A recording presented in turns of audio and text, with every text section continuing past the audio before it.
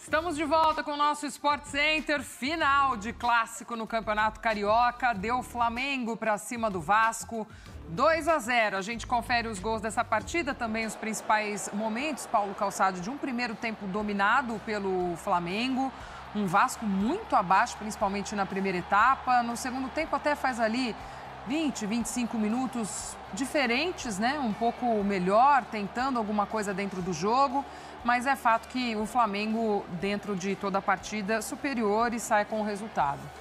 Glaucia, não dá para comparar, não tem nenhum ponto para você estabelecer uma comparação entre Flamengo e Vasco, porque os momentos são totalmente diferentes, né? O Flamengo tem elenco, tem um grupo muito forte e tem uma proposta de jogo que o grupo já percebeu que mudou. Então é o seguinte, mudou por vários sentidos, tá?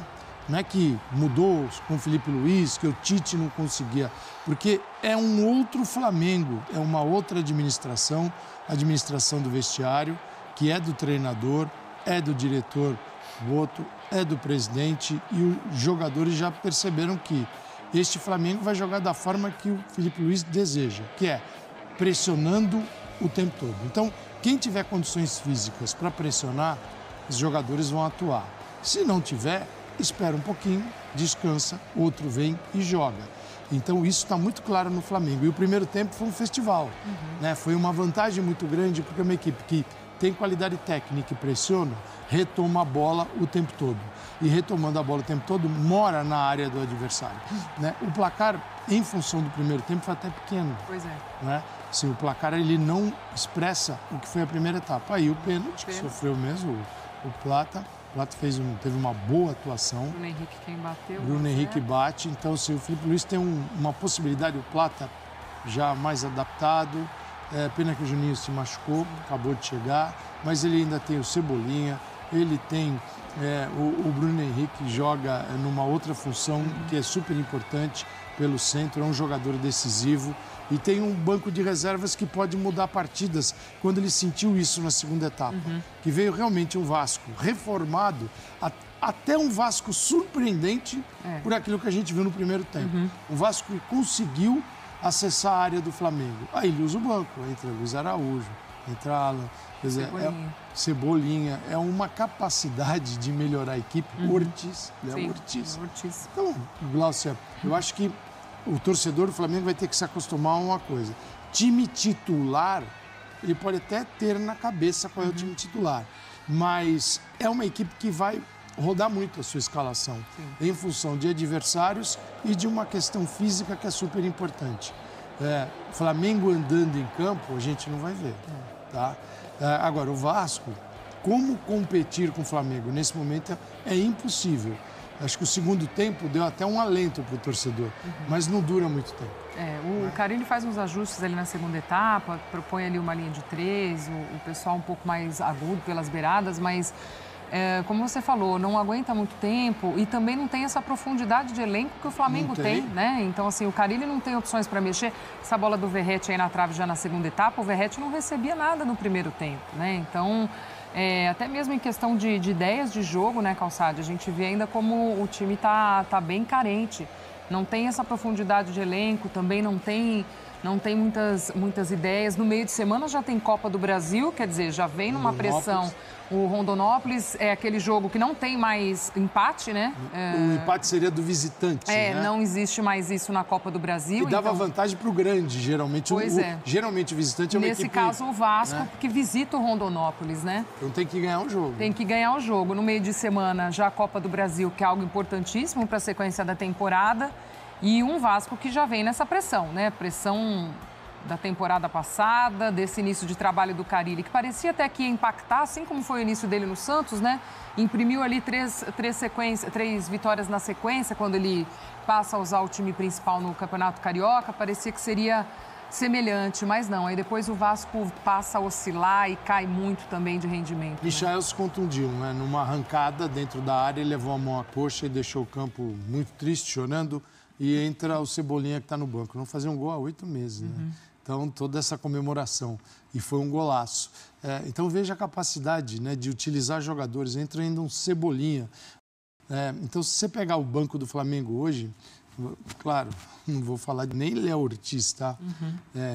Ou jogadores que estão fora, como Nico de la Cruz, mas se você pegar o banco, todos eles jogariam no Vasco, né? Como titulares. Então, o Felipe Luiz tem uma capacidade de gerenciar o grupo e o grupo entendeu quais são as premissas do Flamengo do Felipe Luiz. As premissas são essas. Quem estiver adaptado e jogar dentro das premissas de pressionar, de ter movimento. Então, você não olha para o Flamengo, não é aquele time tem alguém paradão ali esperando a bolinha no pé. O setor pode ser ocupado por determinado jogador, mas ele está o tempo todo atento aos movimentos dos companheiros para um ou outro ajuste para receber a bola. Então, isso vai melhorar muito e é uma condição que certamente está visando. E o Flamengo tem esse dever e esse direito de ir até o Mundial de Clubes, assim, olhar para o mês de junho. E todo o trabalho que está sendo feito é em função também dessa competição. Porque se ele estiver muito bem para o Mundial de Clubes, significa que o estadual foi bom, que a Libertadores vai começar muito bem e que o Campeonato Brasileiro também.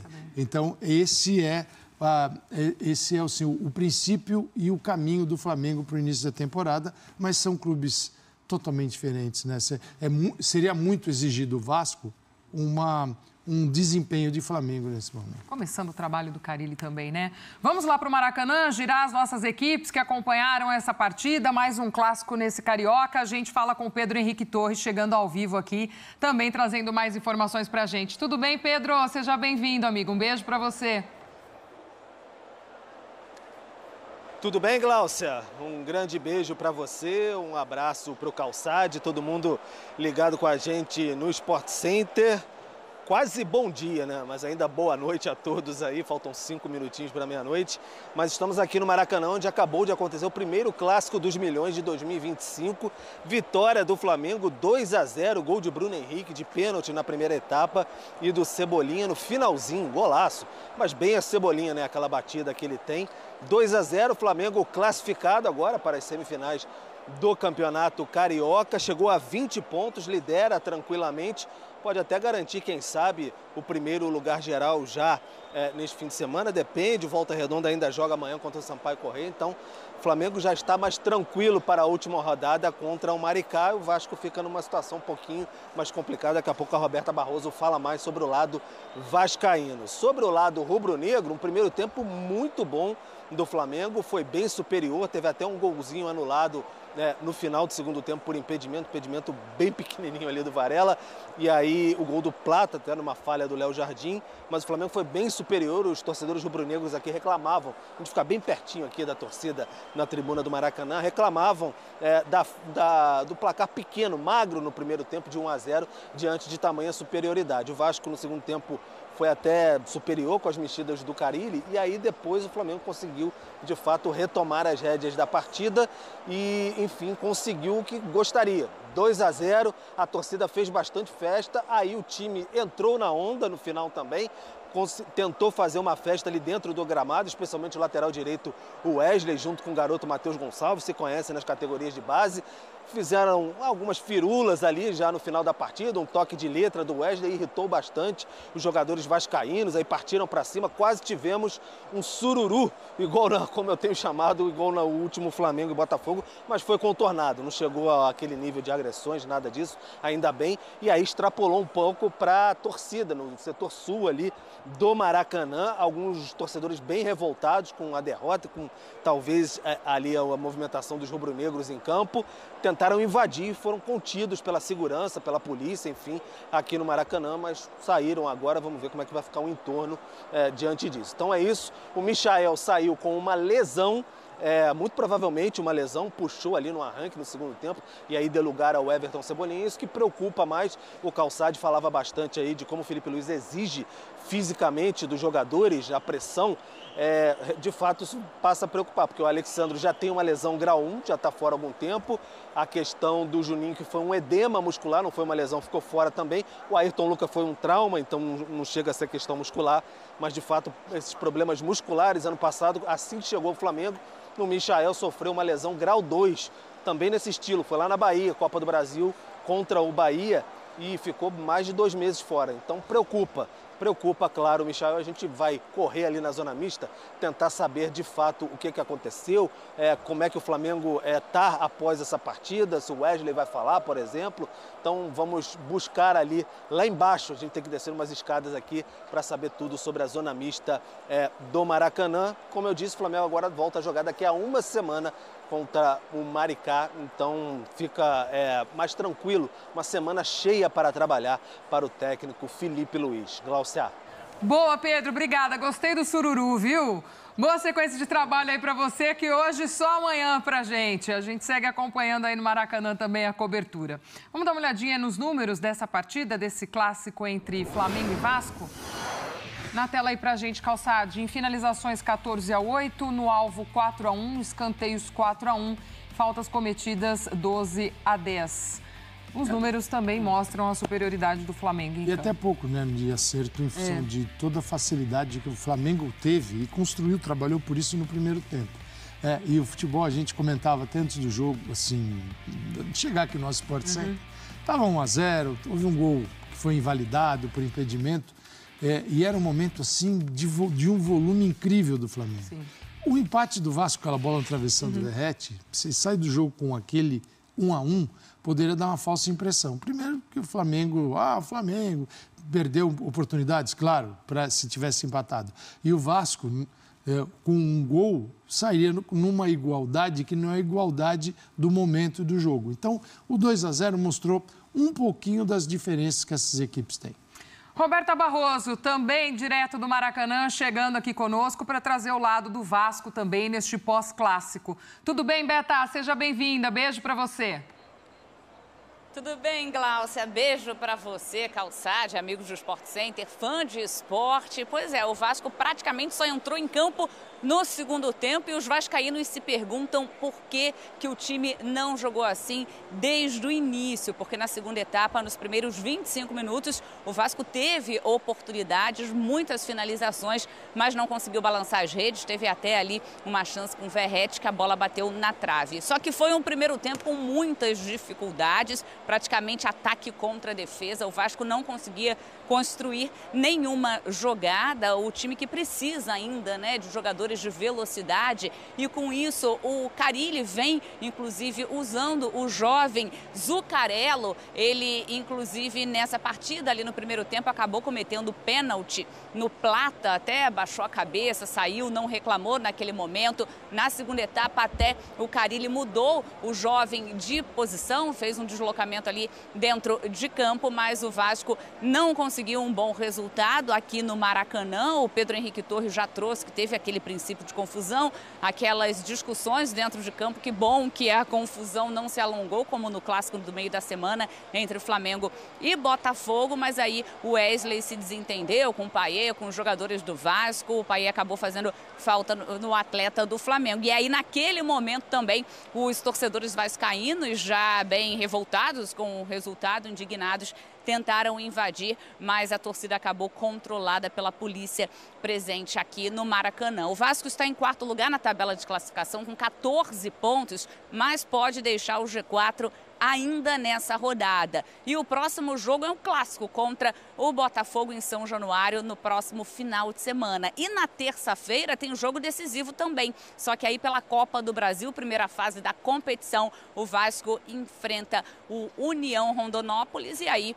mais uma partida importante para o Vasco, porque precisa da vitória para avançar. Em caso de empate, a decisão, então, essa busca da vaga será nos pênaltis. Então, situação complicada do time, torcida vaiou a equipe, principalmente depois do primeiro tempo. Na segunda etapa teve até aquela reação, mas o Vasco, com as substituições também, não chegou perto das substituições do Flamengo e sai daqui com essa derrota do Maracanã e nessa semana importante e decisiva. Gláucia. Boa, Beta, obrigada. Boa sequência de trabalho aí para você também. A gente segue acompanhando com a nossa turma lá no Maracanã para trazer as coletivas, o pós-jogo também, ouvir os personagens deste Flamengo e Vasco. Situação complicada essa do Vasco. Já pontuávamos, né? Meio de semana tem Copa do Brasil, no final de semana outro clássico e dá-lhe pressão para cima desse trabalho do Carille.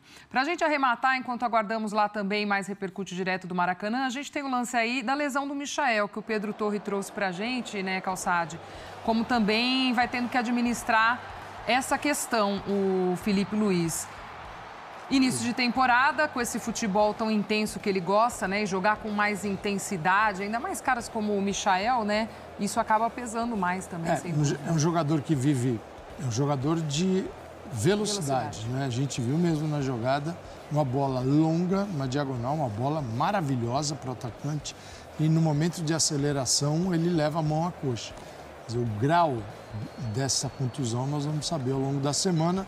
Não dá, nem o departamento médico consegue ser preciso sem um exame mais apurado. Mas por quanto tempo perder um jogador como... Porque ele é muito importante. Aí você vai somando contusões da equipe. A gente não pode esquecer que o Flamengo já tem um grande problema para resolver, que é a ausência do Pedro por muito tempo. Sim. Né? E o Pedro é um jogador que não existe ninguém que jogue um futebol parecido ao dele dentro do Flamengo. Então, assim, muda completamente a equipe. O que será o Flamengo do Filipe Luís quando tiver o Pedro? Vai ser diferente. O Bruno Henrique, adaptado ali, eu acho que ele vai bem, mas não é o Pedro. Então, agora é o Michael, já foi o Cebolinha. Então, é preciso tomar um pouquinho de cuidado nesse início. Aí depende, para saber exatamente o que está acontecendo, qual foi a orientação do início de temporada, o tipo de preparação, se é uma coincidência, casual, ou se é em função de um caminho adotado, né? Tem jogadores com contusão muscular, e isso é muito perigoso, porque às vezes o jogador pode ficar 2, 3 meses fora, dependendo do grau da lesão. Mas nada como um bom banco de reservas. No momento que o Carille vai usar o banco, o time pode cair de rendimento, naturalmente cai. Sim. É difícil melhorar. Porque você não vai encontrar no banco do Vasco uma competição com os titulares e falar assim, isso aqui está pedindo passagem, né? Vai ser o novo titular. No Flamengo, você chega a ter 3 caras para a mesma posição. Né? E tem 3 laterais, né? Os esquerdos estão todos contundidos. Joga o Varela na lateral esquerda. E o Carille também sofre um pouquinho com isso, o povo ainda muito abaixo também, fisicamente.